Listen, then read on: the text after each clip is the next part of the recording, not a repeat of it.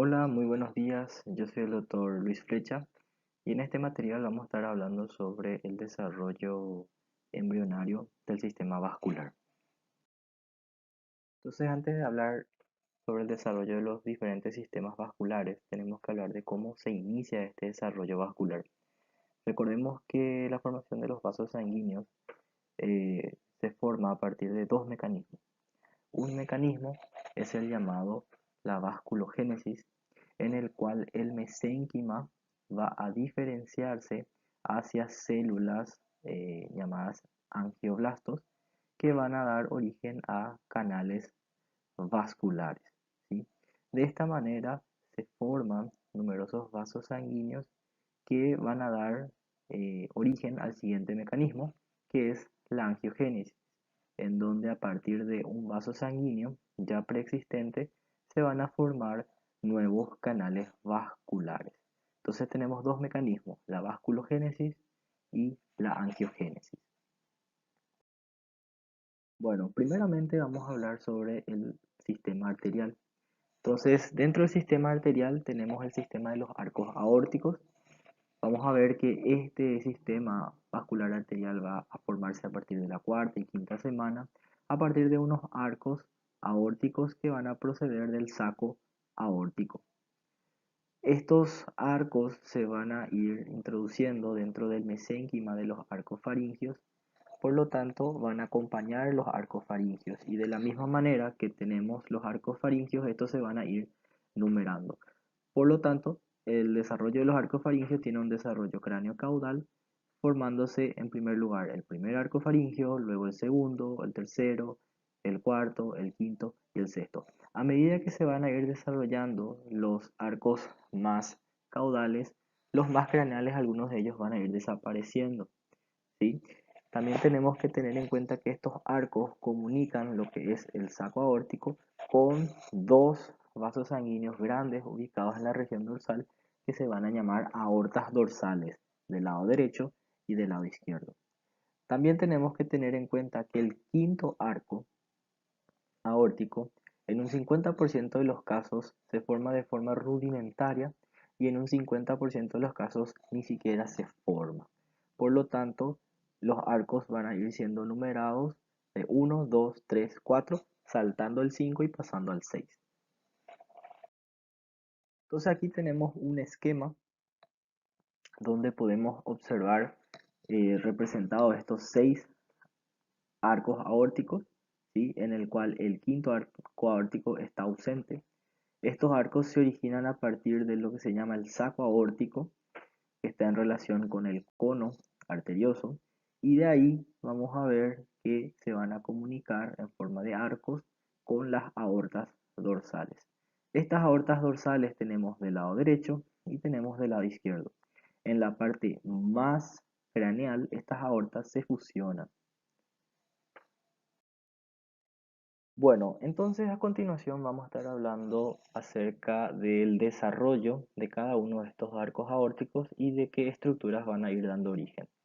En primer lugar tenemos el primer arco aórtico. Este primer arco aórtico, al igual que el segundo arco aórtico, va a perder rápidamente su conexión con la aorta dorsal, tanto del lado derecho como del lado izquierdo. Y en el primer arco aórtico lo que va a quedar sería la arteria maxilar y del segundo la arteria del estribo.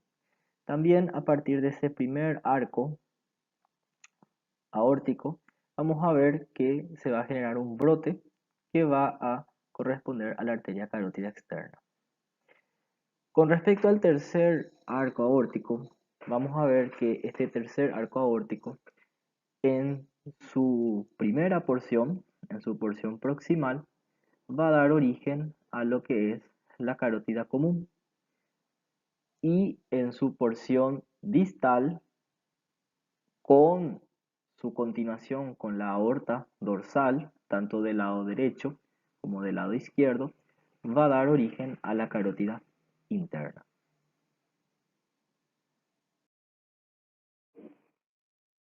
Continuando, en el caso del cuarto arco aórtico, se pierde esta simetría, siendo diferente lo que va a ocurrir de un lado y del otro lado.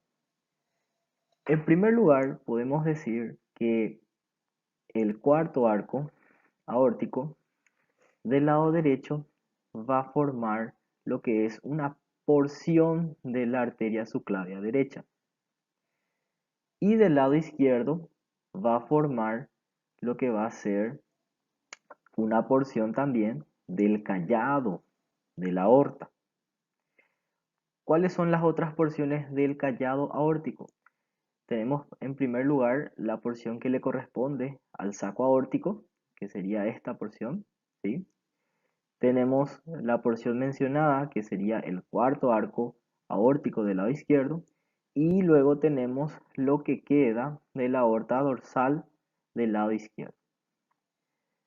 La arteria subclavia derecha, además de tener el cuarto arco aórtico derecho, también se forma a partir de una porción de la aorta dorsal derecha y de una arteria que se va a llamar séptima arteria intersegmentaria derecha. Con respecto a la arteria subclavia izquierda, podemos ver que no tiene origen a partir de ninguna de estos arcos aórticos. Él se forma a partir del séptimo arco o séptima arteria intersegmentaria del lado izquierdo. Entonces, repitiendo, el quinto arco aórtico no se forma, o si se forma de forma rudimentaria. Con respecto al sexto arco aórtico, vamos a ver que este se va a formar cuando el tracto de salida del corazón, que corresponde al tronco y el cono, se tabica, y al tabicarse genera dos compartimientos o dos canales, uno que va a continuar con la aorta y el otro con la arteria pulmonar. Por lo tanto, al sexto arco le va a corresponder lo que es la arteria pulmonar. Entonces, del lado derecho, vamos a ver que el sexto arco aórtico va a perder su comunicación con la aorta dorsal, introduciéndose dentro del parénquima pulmonar, dando origen a la arteria pulmonar del lado derecho. Del lado izquierdo ocurre algo similar, donde también se introduce dentro del parénquima pulmonar, dando origen a la arteria pulmonar izquierda, pero la comunicación no se pierde, este persiste y esa comunicación queda como si fuese un conducto que le vamos a llamar conducto arterioso.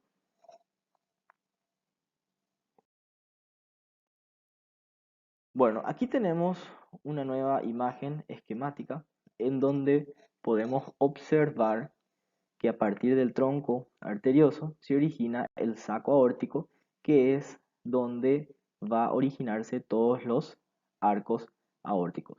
Fíjense cómo aquí aparecen el tercero, cuarto y sexto arco y los primeros dos ya fueron desapareciendo. Y también vemos la representación de que el quinto arco no se forma. Si seguimos los colores representados, fíjense que el saco aórtico va a ser el responsable de formar lo que queda de los vasos sanguíneos importantes que salen del corazón. Fíjense que del saco aórtico se va a formar lo que queda del callado aórtico, ¿sí? Y también del tronco brachiocefálico. Podemos ver que del tronco arterioso se va a originar lo que es la aorta ascendente.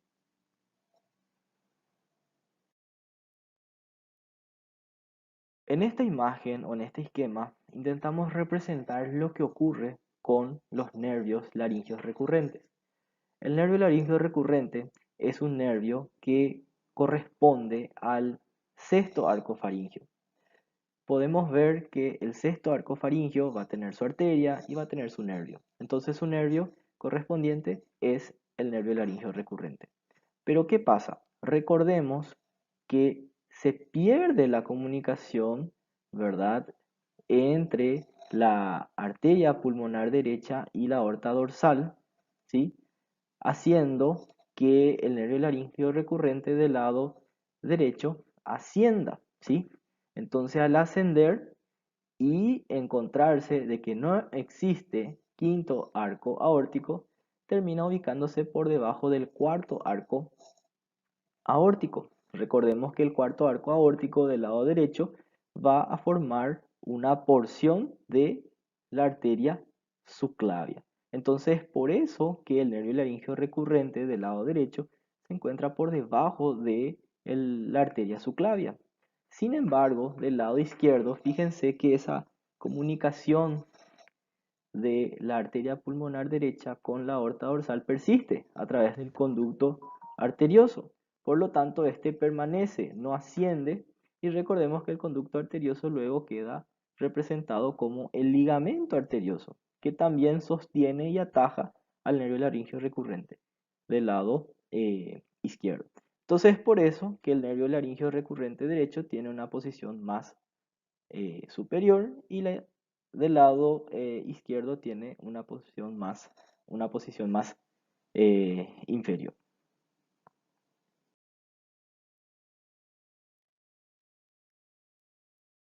Bueno, continuando con el sistema arterial, ahora vamos a hablar acerca de las arterias intersegmentarias. Ya mencionamos acerca de la séptima arteria intersegmentaria y qué estructuras forman, pero ¿qué ocurre con el resto de las arterias intersegmentarias? Estas arterias representan más o menos o aproximadamente 30 ramas que nacen de la aorta dorsal y se distribuyen a lo largo de todo el cuerpo del embrión. A nivel del cuello va a dar origen a la arteria vertebral, a nivel del tórax las arterias intercostales, a nivel del abdomen las arterias lumbares y la quinta arteria intersegmentaria de la región lumbar termina dando origen a las arterias ilíacas comunes y en la región sacra a las arterias sacrolaterales. También dentro del sistema arterial tenemos a las arterias vitelinas que irrigan a lo que es el saco vitelino y tenemos a la arteria umbilical que llevan sangre hacia la placenta a través del cordón umbilical. Estas arterias vitelinas van a dar origen a tres arterias que se van a encargar de irrigar principalmente el territorio del aparato digestivo. Da origen al tronco celíaco, da origen a la arteria mesentérica superior y también a la arteria mesentérica inferior. Por otro lado, la arteria umbilical termina dando origen a lo que es la arteria ilíaca interna y las arterias vesicales superiores. Esto sería en la porción proximal de la arteria umbilical porque la porción distal termina degenerándose, convirtiendo en una estructura ligamentosa que se va a llamar ligamentos umbilicales mediales. Bueno, continuando con el desarrollo del sistema vascular, ahora vamos a hablar sobre el sistema venoso. El sistema venoso está representado a partir de tres venas importantes que se encuentran en un número de par, ¿verdad? Del lado derecho y del lado izquierdo, que son las venas vitelinas, que drenan la sangre del saco vitelino, las venas umbilicales, que drenan la sangre de la placenta, y las venas cardinales, que drenan la sangre de la parte restante del cuerpo del embrión. Estas tres venas vamos a ver que se van a unir para desembocar en lo que se llama el seno venoso. La desembocadura en el seno venoso se realiza a partir de unas prolongaciones que se van a llamar prolongaciones sinusales, ¿sí? Que tenemos tanto del lado izquierdo como del lado derecho.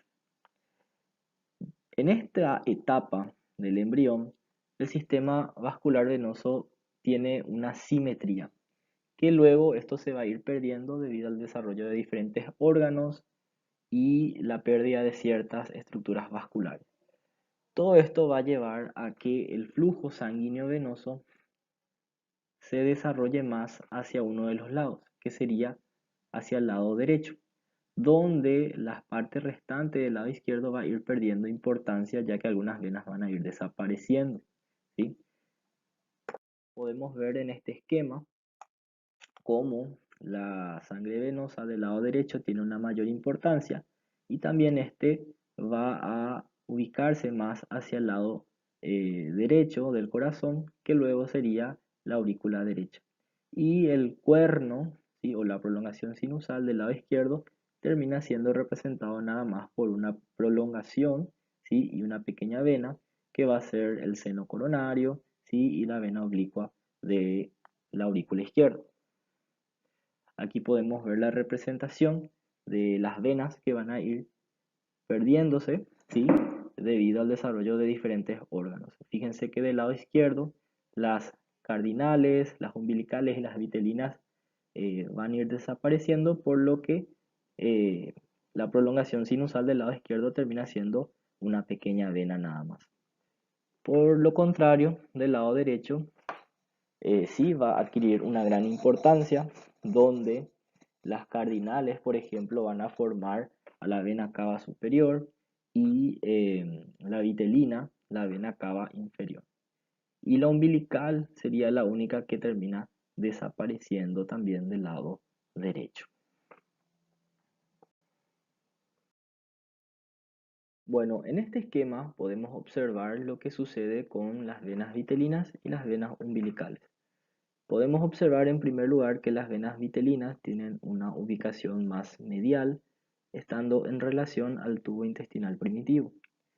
Vamos a ver que estas venas vitelinas forman como si fuesen un plexo alrededor del intestino primitivo. Al mismo tiempo, vamos a ver que del intestino primitivo va a surgir un brote que futuramente va a formar el hígado. Este brote hepático va a extenderse y las venas vitelinas van a quedar atrapadas entre las células parenquimatosas del hígado, en el cual las venas vitelinas van a dar origen a las estructuras vasculares del hígado que se van a llamar sinusoides hepáticos.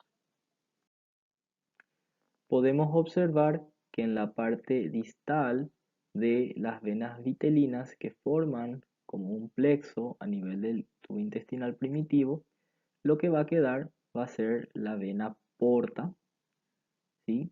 Y sus afluentes como la vena mesentérica superior y la vena esplénica.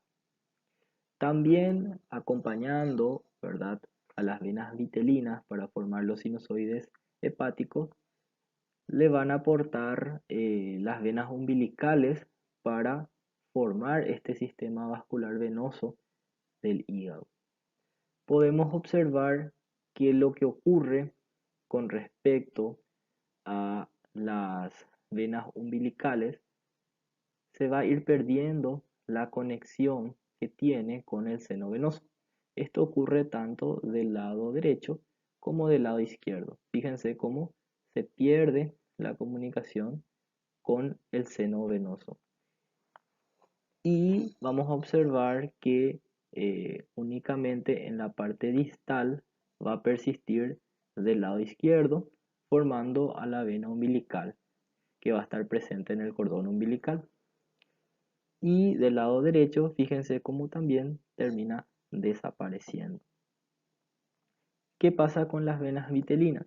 Fíjense que las venas vitelinas van a drenar la sangre hacia el seno venoso principalmente por el lado derecho, ¿sí? Recordemos que la sangre va a redistribuirse, en este caso teniendo un trayecto preferencial hacia el lado derecho, por lo que la vena vitelina del lado izquierdo termina degenerándose, como les expliqué previamente. Del lado derecho va a persistir y esa comunicación vamos a llamarle conducto hepatocardíaco porque conecta los sinusoides hepáticos con el seno venoso, y esto va a dar origen lo que va a ser una de las porciones de la vena cava inferior. También tenemos que tener en cuenta que existe una comunicación, un cortocircuito, en donde la sangre oxigenada que le llega al feto, ¿sí?, a través de la vena umbilical, no va a pasar por las células hepáticas, sino va a pasar directamente al seno venoso, ¿sí?, a partir de un conducto que le vamos a llamar conducto venoso, ¿sí? Este conducto venoso en la vida postnatal termina siendo degenerado, convirtiéndose en una estructura ligamentosa que se va a llamar ligamento venoso de Arancio. Y luego tenemos el sistema venoso de las venas cardinales. Estas venas cardinales, vamos a ver que en la cuarta semana tiene una forma bastante simétrica, ¿sí?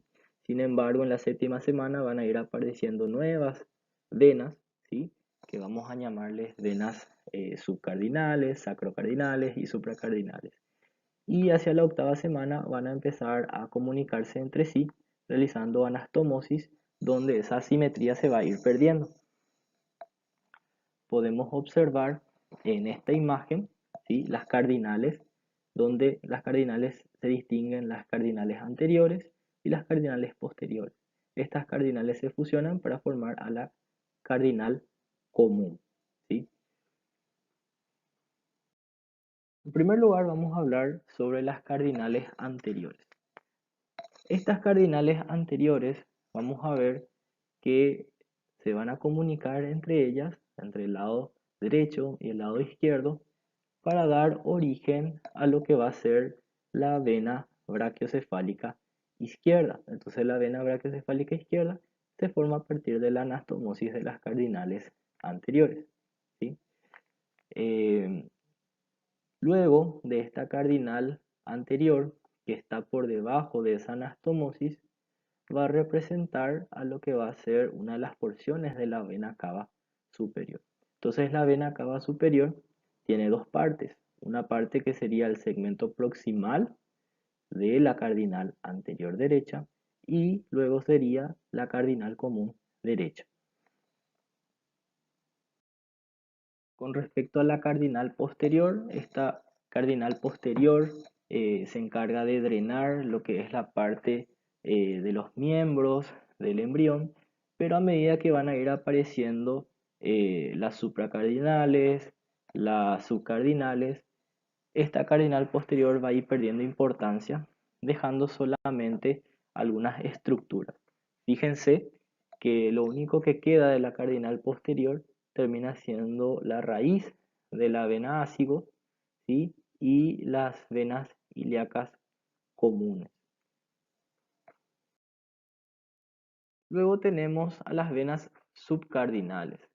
Estas venas subcardinales vamos a ver que se van a caracterizar porque van a realizar una gran comunicación entre el lado derecho y el lado izquierdo, ¿verdad? Se van a anastomosar y esa anastomosis va a permitir distinguir lo que va a ser una porción prerrenal, una porción renal y una porción posrenal, ¿sí?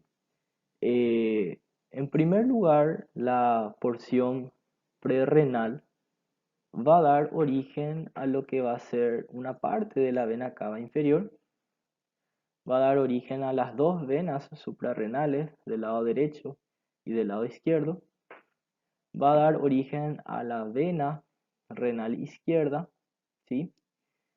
Y como pueden ver aquí en la imagen, vemos que las gónadas, ya sean testículos o ovarios, terminan siendo drenados a partir de esta anastomosis subcardinal, en donde la vena gonadal del lado izquierdo termina desembocando en la vena renal izquierda, mientras que la vena gonadal derecha va a desembocar a lo que corresponde a la anastomosis entre la subcardinal y la supracardinal, donde esa porción va a formar una parte de la vena cava inferior. Es por eso que la vena gonadal derecha desemboca en la vena cava inferior, mientras que la vena gonadal izquierda desemboca en la vena renal izquierda. Luego tenemos las venas supracardinales. Estas venas supracardinales vamos a ver que se van a caracterizar por formar lo que queda de la vena ácigos, la vena hemiácigos, ¿sí? Y también va a formar la última parte de la vena cava inferior. Del lado derecho vamos a ver que persiste formando la vena cava inferior, mientras que del lado izquierdo, en su parte distal, termina por desaparecer.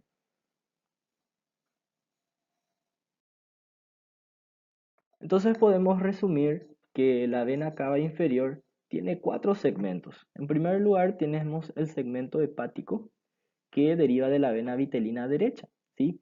que formaba ese conducto hepatocardíaco derecho.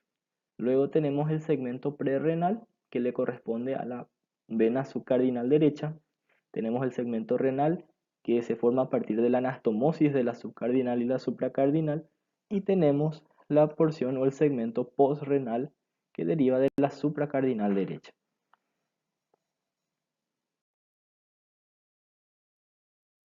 Bueno, posterior a hablar acerca del desarrollo vascular tanto arterial y venoso, tenemos que hablar un poco de las diferencias que existen entre la circulación sanguínea en la vida prerrenal y luego en la vida postrenal. Bueno, en esta presentación podemos observar esquemáticamente lo que corresponde a la circulación prenatal y la circulación postnatal. Por un lado, en la circulación prenatal, tengamos en cuenta que la sangre no es oxigenada en los pulmones, siendo esta oxigenada en la placenta. Por lo tanto, la sangre oxigenada es llevada al feto a través de la vena umbilical, que está presente en el cordón umbilical. El cordón umbilical eh, tiene una sola vena umbilical y recordemos que esta vena umbilical corresponde a la vena umbilical izquierda, siendo la derecha degenerada. La sangre presente en la vena umbilical es oxigenada, por eso está representada con un color rojo, donde llega al feto y cuando llega al parénquima hepático se distribuye a partir de los sinusoides hepáticos. También se genera un cortocircuito en donde la sangre pasa directamente a la vena cava inferior a partir de lo que se llama el conducto venoso. Entonces la sangre oxigenada que es traída a partir del conducto venoso se mezcla con la sangre desoxigenada del resto del cuerpo que está presente en la vena cava inferior y de ahí va a la aurícula derecha. En la aurícula derecha también se mezcla con la sangre desoxigenada que le llega de la cabeza a los miembros a partir de la vena cava superior. De la aurícula derecha la sangre pasa al ventrículo derecho y a la aurícula izquierda. Esta comunicación entre aurículas se debe a la presencia del foramen oval. Vamos a ver que luego de la aurícula izquierda la sangre pasa al ventrículo izquierdo y de ambos ventrículos derecho e izquierdo la sangre pasa a través de la aorta y el tronco pulmonar al resto del cuerpo. Aquí también existe otro cortocircuito en donde se comunica la arteria pulmonar izquierda con el callado de la aorta, ¿sí? Esto ocurre a través de lo que se llama el conducto arterioso. Entonces la sangre de esta forma se distribuye en todos los tejidos y luego cuando la sangre es desoxigenada va nuevamente a la placenta para que esto lo oxigene a partir de las arterias umbilicales. En este caso son dos arterias umbilicales las que están presentes en el cordón umbilical. Por el otro lado tenemos la circulación postnatal. Aquí existe una interrupción de la sangre a partir de la vena umbilical y las arterias umbilicales, ya que se corta la circulación placentaria. Entonces, ¿qué ocurre con estas estructuras vasculares? La vena umbilical termina convirtiéndose en una estructura fibrosa, ligamentosa, que se va a llamar ligamento falciforme, y las dos arterias umbilicales en los ligamentos umbilicales. Entonces, la sangre que le va a llegar al feto a partir, en este caso ya no feto, perdón, sería el recién nacido, por la vena cava inferior, tampoco no le va a llegar a partir del conducto venoso, que también se va a convertir en un elemento fibroso, que es el ligamento venoso. Esa sangre que le llega al corazón va a ser una sangre desoxigenada. Le va a llegar también a través de la vena cava superior, la sangre desoxigenada de la cabeza y los miembros superiores. El gradiente de presión de la aurícula derecha es una presión baja, por lo que no es capaz de comunicar el flujo sanguíneo de la aurícula derecha con la izquierda, ya que al volverse funcional los pulmones, ¿verdad? Realizar la oxigenación de la sangre, existe un aumento de la presión hacia el lado izquierdo, haciendo que la sangre intente, ¿verdad?, pasar hacia el lado derecho. Pero esto no ocurre porque el foramen oval presenta una válvula impidiendo ese reflujo. Entonces, ¿qué es lo que ocurre? Tanto la válvula del foramen oval como el foramen oval, ¿verdad?, terminan por cerrarse debido a la fusión de estas paredes. Entonces ya no existe una comunicación entre aurículas, ¿sí? Vamos a ver que la sangre oxigenada en los pulmones va a través de las venas pulmonares a la aurícula izquierda y de la aurícula izquierda al ventrículo izquierdo. Del ventrículo izquierdo, la sangre oxigenada es bombeada, ¿verdad?, a la aorta y ahí se distribuye al resto del cuerpo, ¿sí? También vemos que no existe esa comunicación entre la arteria pulmonar izquierda y el callado de la aorta, ya que el conducto arterioso también se cierra, convirtiéndose en el ligamento arterioso. Entonces, de esa manera ocurren los cambios en la circulación prenatal y la circulación fetal. Bueno, y eso ha sido todo. Muchísimas gracias por su atención. Hasta luego.